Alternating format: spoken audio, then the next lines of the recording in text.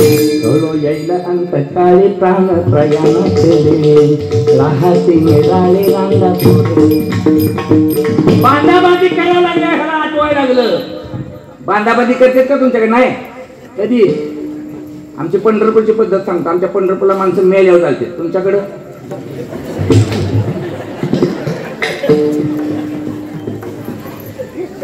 बांधाबांधी करायला लागलो ह्याला आठवायला लागलं कालच्या सप्त्यात लय महाराज गुंगलून उमलून सांगत होता टाळी वाजवा मग ती लागलं टाळी वाजवायला कधी हा बांधल्यावर ह्याच्या ध्यानात आलो कधी ज्यावेळेस हात मोकळे होते त्यावेळेस टाळी वाजवली का टाळी वाजवायला लागली शेजारी बघते कसं वाजवते कुंडली घेतलं तर आम्हाला लाज वाटते का नाही कुंडली म्हणायला शेजारी इकडे तिकडे बघते तर मग म्हणजे कुंडली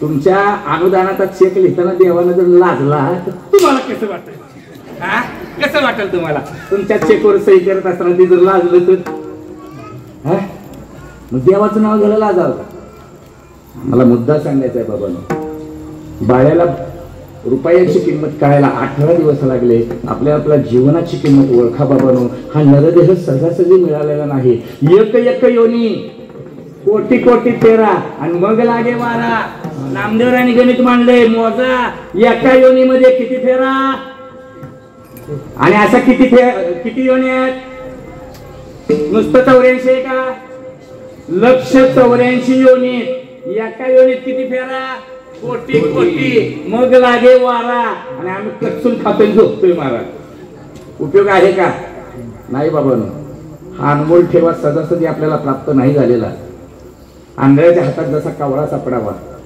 वास्तविक आता कावळा सापडतो का वाट बघून बघून गायला आणावं लागतं पण कावळा तसा हा 3.5 हाताचा कावळा आपल्याला सापडलाय पावला हा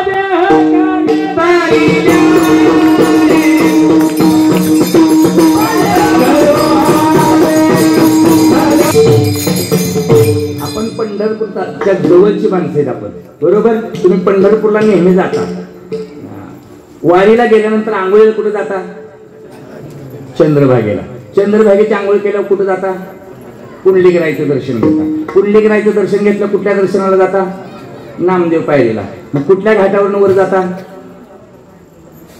कोणता घाट आहे तो महाद्वार घाट आहे बरोबर आलं का लक्षात तुमच्या त्या घाटावरून वर जात असताना एक 10-5 महाराज लोक बसलेले असतात बघा इकडे 10-5 इकडे 10-5 कोण बसलेला असतो 1-2 पैसा द्या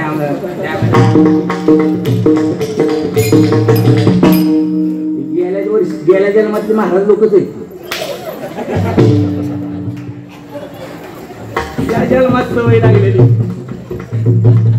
त्यातलं एक आंधळ होतं महाराज ते आंधळ भजन करत होतं बाबानं महाद्वारातलं आंधळ कशासाठी भजन असलं होतं त्याचं देवासाठी का पोटासाठी बरोबर जोरात भजन करत होतो विठाल कर्म धर्म संयोगानं बघा आता कसं योग कसा असतो बघा कर्म धर्म संयोगानं दोन्ही हाताची टाळी वाजवत असताना एक कावळा आला आणि हातात सापडला आता नुसता कावळा सापडला असता तर काही विषय नव्हता पण कावळाही सापडला आणि त्या आंधळ्याचं भाग्य उजळलं कारण त्या निवडून पण यावं लागतं भाग्य पण उजळावं लागतं कालच्या 19ला कोण निवडून आलतं कुणाची पार्टी निवडून आली बहुमतात धनु महाराज भाजप शिवसेना मुख्यमंत्री कोण होणार होतं देवेंद्र बरोबर झालं कोण देवेंद्र फडणवीस निवडून आलं नव्हतं का आलं होतं का नाही बहुमत होतं का नाही पण तरी सुद्धा का अरे भाग्य उजळावं लागतं धंदाही टाकायला यावा आणि भाग्यही उजळावं नाहीतर 10 लाख भांडवल गुंतवायचं आणि माशा मारत बसायचं धंदा साधा असू द्या पण भाग्य उजळावं लागतं तुम्ही पंढरपुरात येता का नाही चोपाळा माहिती आहे तुम्हाला चोपाळा माहिती आहे सगळ्याला जिथं आपण बरवे पंढरपूर आपण घेतो बरोबर आहे का ते चोपाळ्यामध्ये एक 3x3चं दुकान आहे बघा इकडे डाव्या हाताला रोजचा धंदा किती आहे मामा त्याचा माहिती आहे का तुम्हाला? 3 बाय 3च दुकान आहे तुझं. कशाचं आहे? कशाचं आहे सांगा की आता तुम्ही बोला काय की 3 बाय 3च दुकान काय आहे? अरे 4च सुद्धा नाही. आलं का लक्षात? नाही आलं. वटन कशाला करते? माव्याचं दुकान आहे पानपट्टीचं 3 बाय 3च. रोज घरी जाताना 20,000 घरी घेऊन जाते आजी ती. 20,000 रुपये किती बाय कितीचं दुकान आहे? आणि भांडवल सगळं मिळून 2,000. इकडं 10 लाखाचं भांडवल माशा मारत का? भाग्याचे नाही बरेचसे, उद्यमाचे नाही मिसे. भाग्य उजळावं लागतं. तुकाराम महाराज सुद्धा एका ठिकाणी भाग्य उजळलं म्हणतात.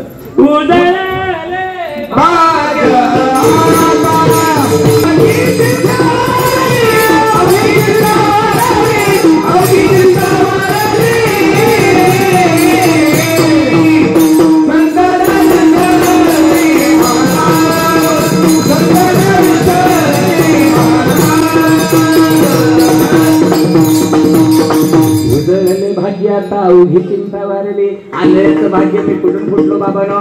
आंधळ होतं, आंधळ्याच्या हातात कावळा सापडला आणि त्याचं भाग्य उजळलं. हातात कावळा सापडला आणि त्याच्या कानावरती दौंडी आली. दौंडी नीट ऐका, ऐका, ऐका. गावच्या राजाला औषधासाठी 2 कावळ्याची गरज आहे. जो कोणी कावळा आणून देईल त्याला 5 गावं इनाम देण्यात येतील. दौंडी द्यायची होती म्हणून बॉम्बलावं लागला मला. नाहीतर कोणाला ऐकल्या गेली नाही तर ती परत आमच्यावर आलो. महाराज आम्हाला काय दौंडी ऐकली? जो कोणी कावळा आणून देईल त्याला किती गावं? भाग्य उजळलं का नाही आंधळ्याचं? कावळा घेतला राजा साहेब तुमच्यासाठी रात्रीचा दिवस दिवसाची रात्र हाडाचं काढ रक्ताचं पाणी करून कावळा आणलाय. राजाला आनंद झाला. राजानं बक्षीस दुप्पट केलं आनंदात. प्रधानजी त्याला 10 गावं देऊन टाका. आता ही मोठी माणसं जरा स्क्रू बनू मामा. तुमच्या गावात सोसायटी आहे बरोबर का? सोसायटीचा चेअरमन हुशार असतो का सेक्रेटरी?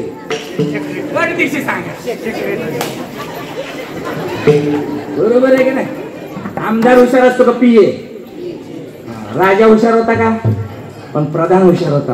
प्रधानजीनं राजाला सांगितलं 10 काय त्याला 20 गावं देऊ.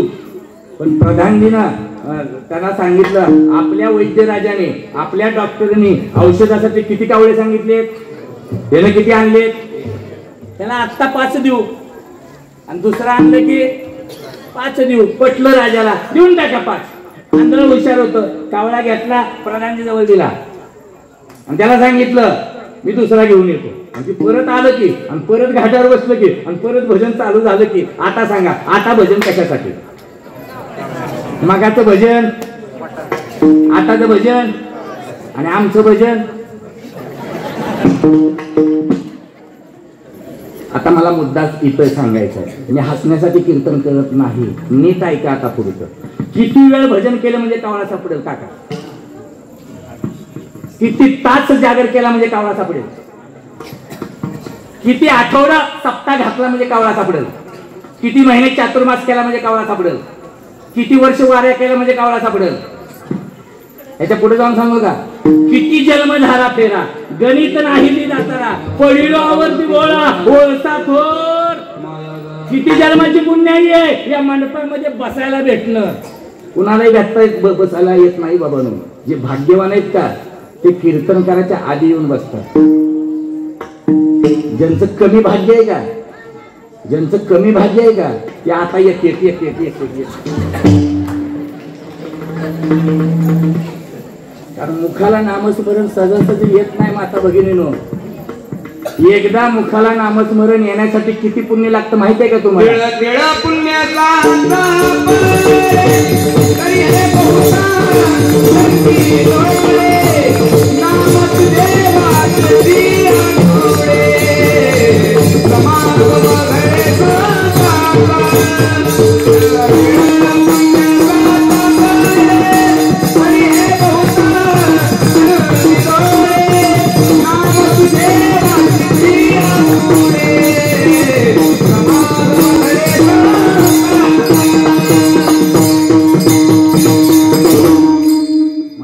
प्रत्येकाच्या घरी सोन्याचा धरून सोन्याचा, पण कीर्तन सप्त्याला वर्गणी देताना घ्या 500 माझे, घ्या 500 म्हणते, सोन्याचा दूर निघतोय, घ्या 500 द्यायला लागतं. कुणाचंही महाराज पैसा इकडे येत नाही, तळतळेटाचा तर इकडे येतच नाही. कष्टाची भाकर मिळालेला माणूस म्हणतो माझं घ्या 1000 रुपये. मला मुद्दा सांगायचा आहे बाबा, मी काय सांगत होतो, किती वेळ भजन केलं म्हणजे कावळा सापडेल आंधळ्याला? सापडेल का? नाही बाबांनो, पण सापडलाय का नाही? किती वेळा? एकदाच. हा 3.5 हाताचा कावळा. आपलं माप घेऊन बघा, कीर्तन सुटल्यावर आपल्या हाताने माप घ्यायचं, 3.5 हातापेक्षा जादा होणारच नाही, कमी पण पडणार नाही. त्या आउट गद्दी म्हणते त्याला. 3.5 हाताचा मापच आहे महाराज आपलं. म्हणून सरण रस्त्याना सुद्धा 3.5 फुटच लागतं आपल्याला, तरीही लोक म्हणते कमवा 7-12. मला मुद्दा सांगायचा आहे बाबा, किती वेळ भजन केलं म्हणजे त्याला कावळा सापडेल. कावळा सापडला, जसा त्या आंधळ्याच्या हाताला कावळा सापडला तसा आपल्याला हा नरदेह सापडलाय. मग सापडलेल्या कावळ्यानं काय केलं पाहिजे? विचार केला पाहिजे. कधी केला पाहिजे? अभंगाचं प्रश्न.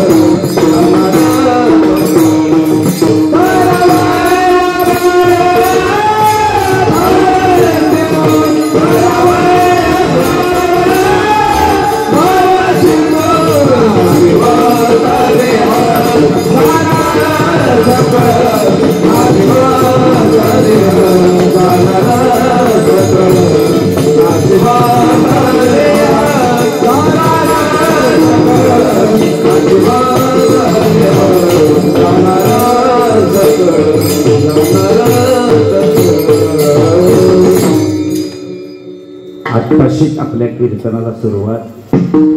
इतक्या काय तमाशा होता? प्रवचन थोडं चांगलं असतं. किती वेळ असतं? अरे वा. कीर्तन दुप्पट चांगलं किती वेळ असतं? अरे वा. सिनेमा तिप्पट चांगला किती वेळ असतो? 3 तास. अरे वा.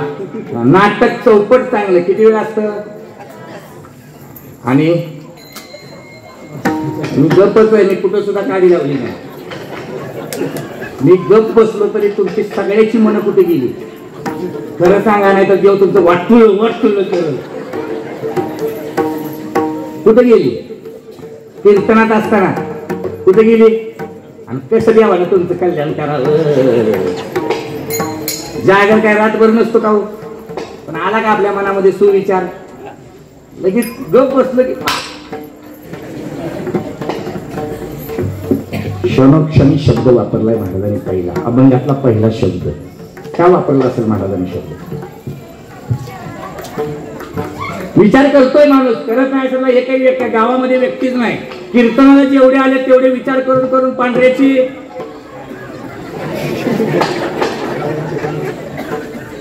बरोबर का नाही? विचार करत नाही असं माझा आरोपच नाही तुमच्यावर. प्रत्येक जण विचार करतोय. कोणता विचार केला पाहिजे? कधी केला पाहिजे? पहिला शब्द वापरलाय महाराजांनी क्षणोक्षणी. सांगा कशासाठी वापरलाय? एवढं कळलं की कीर्तन कळलं तुम्हाला? सांगा. आता साधा विचार प्रश्न विचारतो तुम्हाला. कीर्तन सुटल्यावर तुम्ही काय करणार आहे? बरोबर. ठीक आहे. आता पत्रवाडी आहे, कुठं आहे? बरोबर. आता पत्रवाडीचा मालक कोण आहे?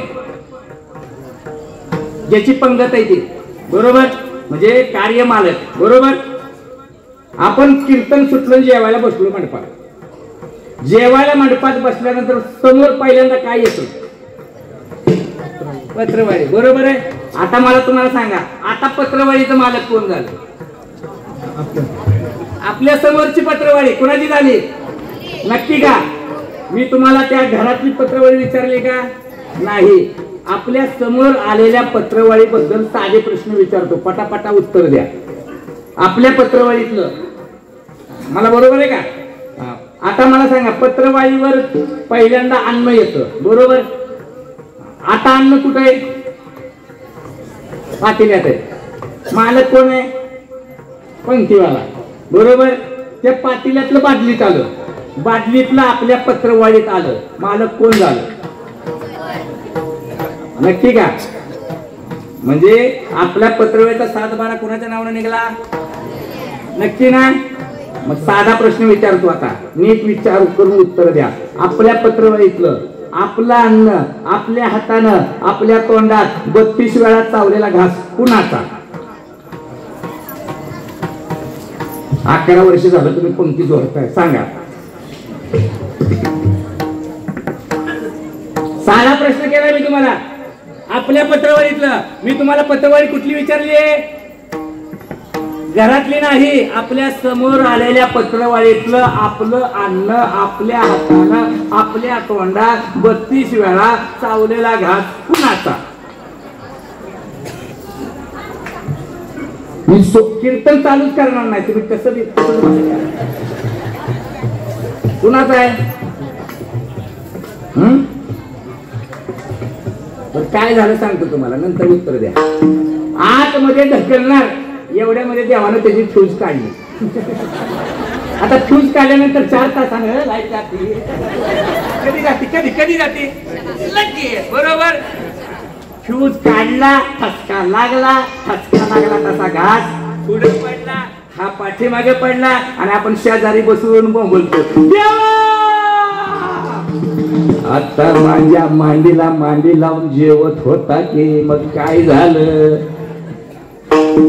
भाषा कळली का माझी? ऐका. आपल्या पत्रवाळीतलं आपलं अन्न आपल्या हातानं नुसता तोंडात घातलेला घास सुद्धा मी विचारला नाही. घातलेला घास 32 वेळा चावलेला कुणाचा आहे? आणि भांडणं कशासाठी करतोय? 4 फुटासाठी, बांधासाठी. तोंडातला घास आपला नाही. भावाला म्हणतो तिकडं बांध आहे, माझा इकडं बांध म्हणतो का? विचार करा बाबा, तोंडातला घास सुद्धा आपला नाही. महाराजांनी शब्द काय वापरलाय? क्षणोक्षणा. कोणत्या क्षणाला फ्यूज काढेल याची गॅरंटी? अजून भाग्यवान आहोत की अजून आपला फ्यूज देवानं काढला नाही. तोपर्यंत तुम्ही विचार केला पाहिजे का नाही? महाराजांचं प्रमाण देऊन सांगतो, क्षणभंगुर नाही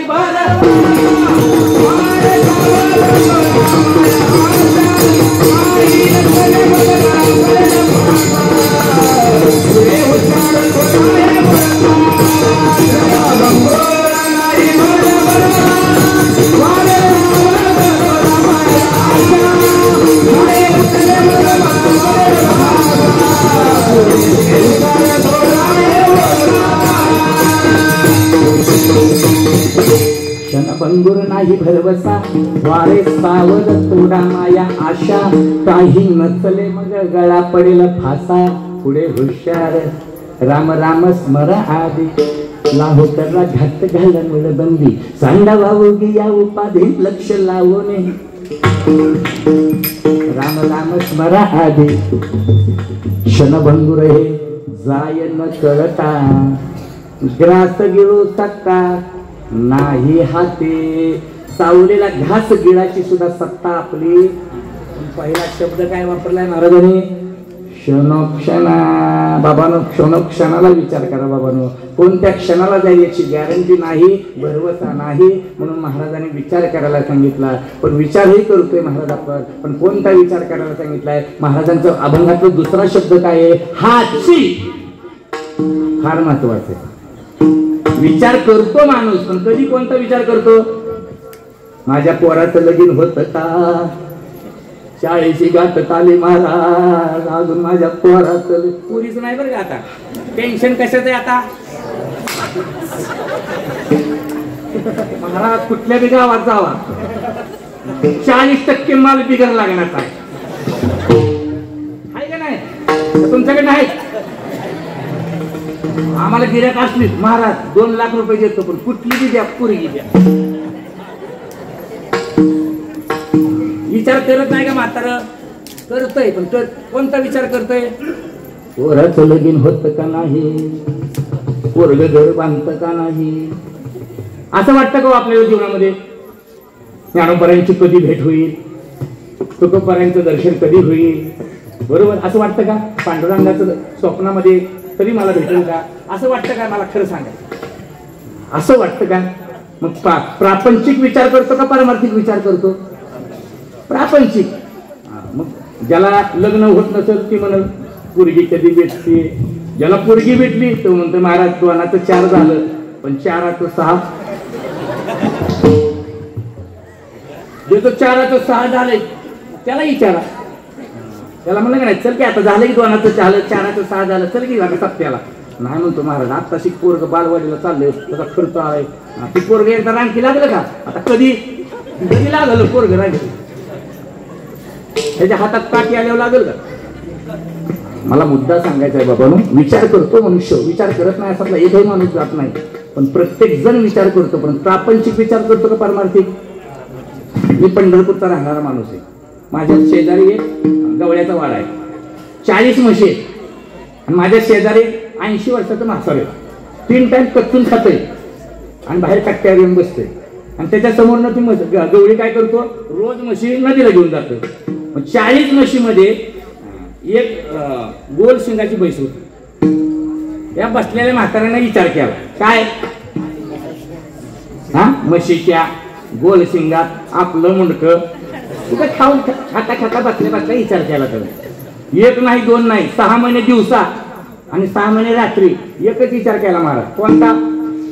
म्हशीच्या शिंगात आपलं मुंडकं. आता माणूस अभ्यासानं चंद्रावर गेलो, बरोबर आहे का नाही? अमेरिकेत पोरगा असू द्या, आठवण आले की लगेच म्हणतो हॅलो मी बापूराव बोलतोय. म्हणजे अभ्यासानं सगळं शक्य आहे का नाही? अभ्यास एवढा केला म्हाताऱ्यानं, 3 टाइम कच्चून खायचं आणि बसून एकच विचार करायचा, कोणता? म्हशीच्या गोल शिंगात. आणि एक दिवशी वेळ अमावस्याचा मुहूर्त गाठला, बरोबर 12 वाजता म्हैस आली, बरोबर फिट मुंडकं अडकलं, मुंडकं म्हशीच्या शेंगात अडकलं की म्हैस पारायण करत बसली, ओम नमो देवाद्या वेद प्रतिपाद्या जय जय ससंवेद्या. बरोबर आहे का? मग काय झालं? उदय, बरोबर. मग उदयल्यानंतर ह्या जीवाला ग्वार वाटला सगळं. आमच्या नाशिककर महाराजाला तळमळ वाटली. नाशिककर महाराज तिथं कोण होत होते, पळत पळत त्या म्हाताऱ्याच्या अपघात नको म्हणून महाराज गेले की त्या म्हाताऱ्याकडे. बाबा, नाशिककर महाराज काय म्हणले त्या बाबाला, बाबा जरा तरी विचार करायचा की मुदका अडकलेलं म्हातारं काय म्हणलं असेल महाराजाला.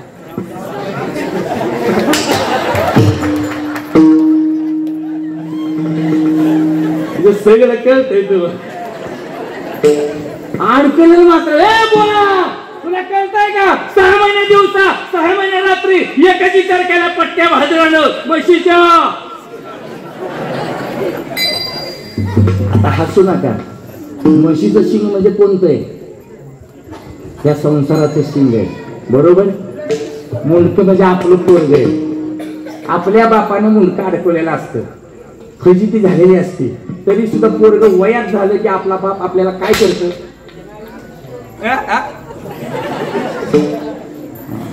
आपली फजिती झालेली असताना माहित सुद्धा असताना सुद्धा पोराला लगेच वारकरी शिक्षण संस्थेत टाकतं का? महाराज लयच पोरग वळ वळ करते, व त्याला बॅगा टाकावं लागतं. कशाच्या?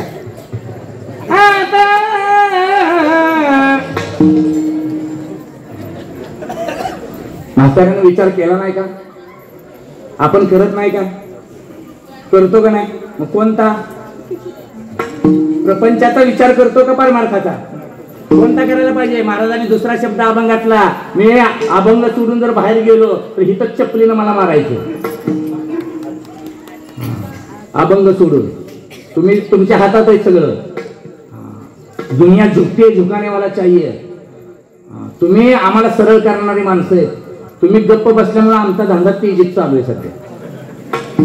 मागमूसच राहिला नाही आमच्या धंद्याला, म्हणून तुम्ही जाग व्हा बाबा.